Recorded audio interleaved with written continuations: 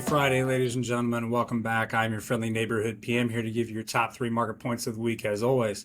Now, personally, I've got my fingers crossed, hoping that this video does not become dated before you all receive it, similar to the one that we sent earlier this week. So before things move too quickly, let's dive right in. At point number 3, we've got earnings kicking off with JP Morgan reporting this morning. Now, JP Morgan did have a strong earnings report, beating on revenue and earnings. They also upped their net interest income full year guidance going forward, so that's a plus. In addition to that, they've really taken advantage of this increased volatility that we've seen in the markets with their equity trading division seeing revenues jump 48%. So good kickoff by JP Morgan early this morning, and we're going to have more earnings going forward. At point number 2, we did have some inflation data last week, so we had CPI numbers coming in a little bit cooler than expected, so that's always a good green offshoot. Now, what led that decline month over month was a decline in energy prices and transportation services, namely airfares coming down quite a bit. And we can see that evidenced by companies like Delta suspending their full year guidance going forward because they're saying that there's just too much economic uncertainty and they can't reliably estimate that guidance going forward. So while we always like seeing a moderating inflationary picture right now, especially after the high inflationary pressures we saw over the past 2 years, I do want to stress that these are backward-looking data figures. And the reason I say that is probably what you can guess what number 1 is. And you guessed it, it's more tariff turmoil over the past week.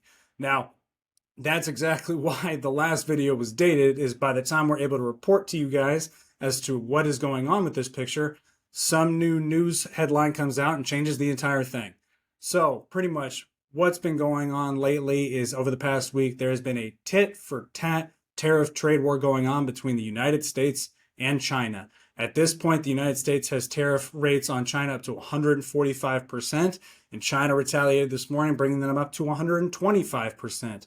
We've seen markets fluctuate plus 10% on back-to-back days now numerous times over the past week, pretty much giving everybody whiplash.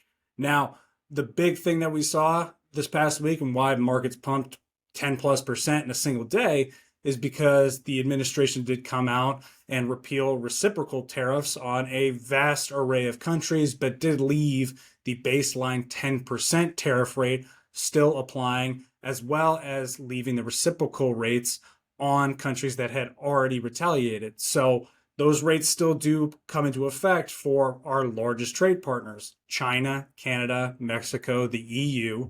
So there is still a lot of headwinds coming from that tariff policy, and it's going to see enhanced volatility continuing to go forward. So probably be estimating that you're going to see some top 3 bullet point every week, probably about the trade war and tariffs. So sorry that that's going to occupy some of your time each week, but it's super important and we want to make sure that you're staying informed. Now that does it for your top 3 points this week.